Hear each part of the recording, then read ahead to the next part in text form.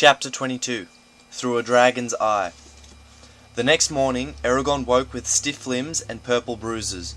He saw Brom carry the saddle to Saphira and tried to quell his uneasiness. By the time breakfast was ready, Brom had strapped the saddle onto Saphira and hung Eragon's bags from it.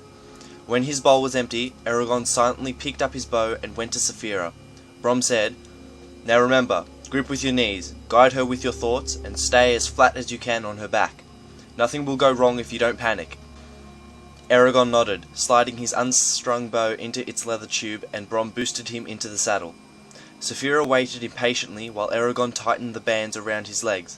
"Are you ready?" she asked. He sucked in the fresh morning air. "No, but let's do it." She agreed enthusiastically. He braced himself as she crouched. Her powerful legs surged and the air whipped past him, snatching his breath away. With 3 smooth strokes of her wings, she was in the sky, climbing rapidly. The last time Eragon had ridden Saphira, every flap of her wings had been strained. Now she flew steadily and effortlessly. He clenched his arms around her neck as she turned on edge, banking. The river shrank to a wispy grey line beneath them. Clouds floated around them. When they levelled off high above the plains, the trees below were no more than specks. The air was thin, chilly, and perfectly clear. "This is wonderful!" His words were lost as Saphira tilted and rolled completely around. The ground spun in a dizzying circle, and vertigo clutched Eragon. "Don't do that!" he cried. "I feel like I'm going to fall off." "You must become accustomed to it. If I'm attacked in the air, that's one of the simplest maneuvers I will do," she replied. He could think of no rebuttal, so he concentrated on controlling his stomach. Saphira angled into a shallow dive and slowly approached the ground. Although Eragon's stomach lurched with every wobble, he began to enjoy himself. He relaxed his arms a bit and stretched his neck back, taking in the scenery. Saphira let him enjoy the sights a while, then said, "Let me show you what flying is really like." "How?" he asked. "Relax and do not be afraid," she said. Her mind tugged at his, pulling him away from his body. Eragon fought for a moment, then surrendered control. His vision blurred, and he found himself looking through Saphira's eyes. Everything was distorted. Colours had weird, exotic tints. Blues were more prominent now, while greens and reds were subdued. Eragon tried to turn his head and body, but could not. He felt like a ghost who had slipped out of the ether.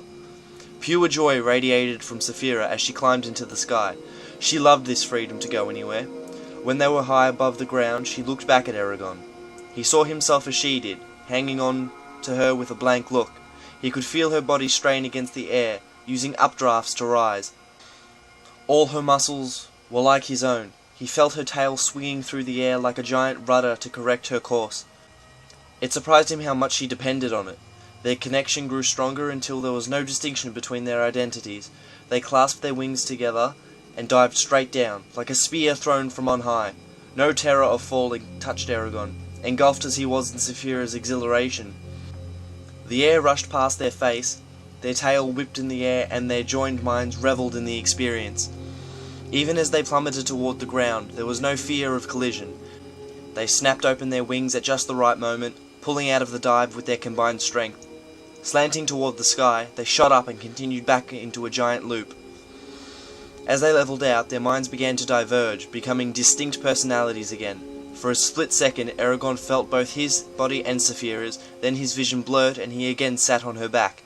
He gasped and collapsed on the saddle. It was minutes before his heart stopped hammering and his breathing calmed. Once he had recovered, he exclaimed, "That was incredible! How can you bear to land when you enjoy flying so much?" "I must eat," she said with some amusement, "but I am glad you took pleasure in it." "Those are spare words for such an experience. I'm sorry I haven't flown with you more. I never thought it could be like that. Do you always see so much blue?" "It is the way I am. We will fly together more often now?" "Yes, every chance we get." "Good," she replied in a contented tone. They exchanged many thoughts as she flew, talking as they had not for weeks. Saphira showed Eragon how she used hills and trees to hide, and how she could conceal herself in the shadow of a cloud. They scouted the trail for Brom, which proved to be more arduous than Eragon expected. They could not see the path unless Saphira flew very close to it, in which case she risked being detected. Near midday, an annoying buzz filled Eragon's ears, and he became aware of a strange pressure on his mind. He shook his head, trying to get rid of it, but the tension only grew stronger.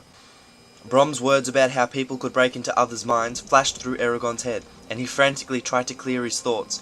He concentrated on one of Saphira's scales and forced himself to ignore everything else. The pressure faded for a moment, and then returned, greater than ever. A sudden gust rocked Saphira, and Eragon's concentration slipped. Before he could marshal any defences, the force broke through. But instead of the invasive presence of another mind, there were only the words, "What do you think you're doing? Get down here, I found something important." "Brom?" queried Eragon. "Yes," the old man said irritably.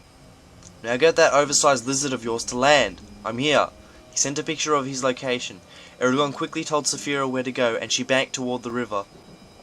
Meanwhile, he strung his bow and drew several arrows. "If there's trouble, I'll be ready for it." "As will I," said Saphira. When they reached Brom, Eragon saw him standing in a clearing, waving his arms. Saphira landed, and Eragon jumped off her and looked for danger. The horses were tied to a tree on the edge of the clearing, but otherwise, Brom was alone. Eragon trotted over and asked, "What's wrong?" Brom scratched his chin and muttered a string of curses. "Don't ever block me out like that again. It's hard enough for me to reach you without having to fight to make myself heard." "Sorry." He snorted. "I was farther down the river when I noticed that the Razak's tracks had ceased. I backtracked until I found where they had disappeared. Look at the ground and tell me what you see." Eragon knelt and examined the dirt and found a confusion of impressions that were difficult to decipher. Numerous Razak footprints overlapped each other. Eragon guessed that the tracks were only a few days old.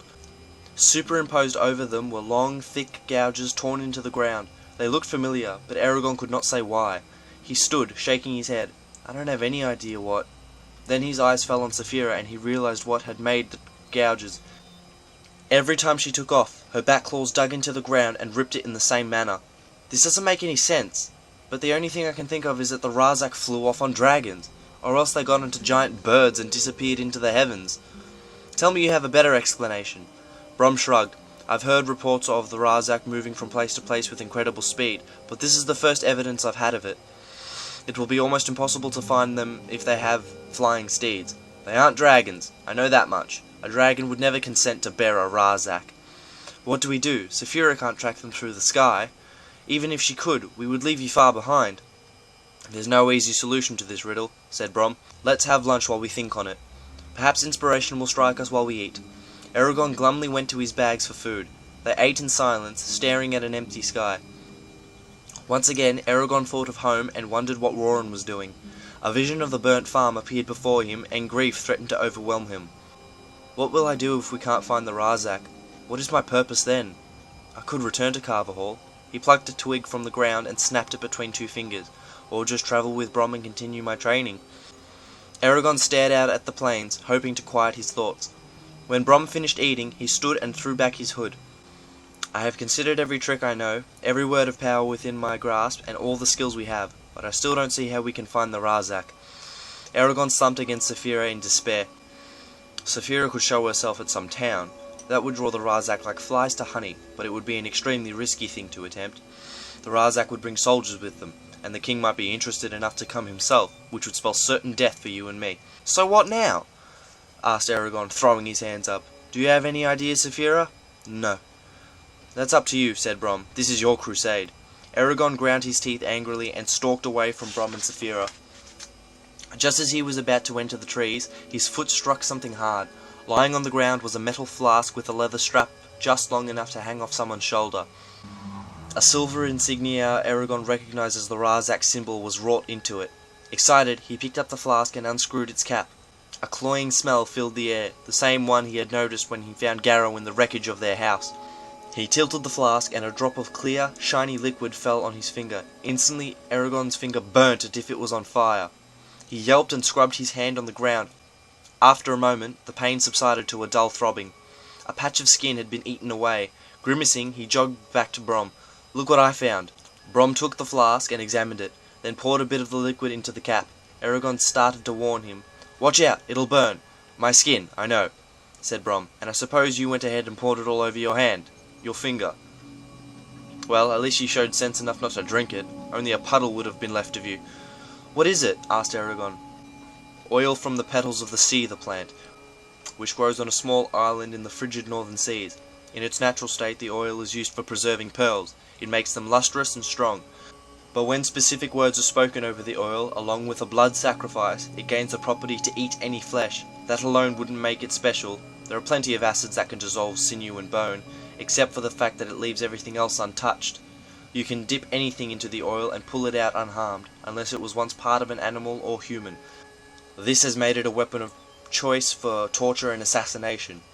It can be stored in wood, slathered on the point of a spear, or dripped onto sheets so that the next person to touch them will be burned. There are a myriad of uses for it, limited only by your ingenuity. Any injury caused by it is always slow to heal. It's rather rare and expensive, especially this converted form. Eragon remembered the terrible burns that had covered Garrow. That's what they had used on him, he realized with horror. I wonder why the Razak left it behind, if it's so valuable. It must have slipped off when they flew away. But why didn't they come back for it? I doubt the king will be pleased that they lost it. No, he won't, said Brom, but he will be even more displeased if they delayed bringing him news of you. In fact, if the Razak have reached him by now, you can be sure that the king has learned your name, and that means we will have to be more careful when we go into towns. There will be more notices and alerts about you posted throughout the Empire. Eragon paused to think. This oil, how rare is it exactly? Like diamonds in a pig trough, said Brom. He amended himself after a second. Actually, the normal oil is used by jewelers, but only those who can afford it. So there are people who trade in it. Perhaps one, maybe two. Good, said Eragon. Now, do the cities along the coast keep shipping records? Brom's eyes brightened. Of course they do. If we could get those records, they could tell us who brought the oil south, and where it went from there. And the record of the Empire's purchase will tell us where the Razak live, concluded Eragon. I don't know how many people can afford this oil, but it shouldn't be hard to figure out which ones aren't working for the Empire. Genius! Exclaimed Brom, smiling. I wish I had thought of this years ago. It would have saved me many headaches. The coast is dotted with numerous cities and towns where ships can land. I suppose that Tierm would be the place to start, as it controls most of the trade. Brom paused. The last I heard, my old friend Jode lives there. We haven't seen each other for many years, but he might be willing to help us. And because he's a merchant, it's possible he has access to those records. How do we get to Tierm? We have to go southwest until we reach a high pass in the spine. Once on the other side, we can head up the coast to Tierm, said Brom. A gentle wind pulled at his hair. Can we reach the pass within a week? Easily, if we angle away from the Nenor and to our right. We might be able to see the mountains by tomorrow. Eragon went to Saphira and mounted her. I'll see you at dinner then. When they were at a good height, he said, I'm going to ride Caddock tomorrow. Before you protest, know that I'm only doing it because I want to talk with Brom. You should ride with him every other day. That way you can still receive your instruction and I will have time to hunt. You won't be troubled by it? It is necessary. When they landed for the day, he was pleased to discover that his legs did not hurt. The saddle had protected him well from Saphira's scales. Eragon and Brom both had their nightly fights, but it lacked energy, as both were preoccupied with the day's events. By the time they finished, Eragon's arms burned from Zarok's unaccustomed weight.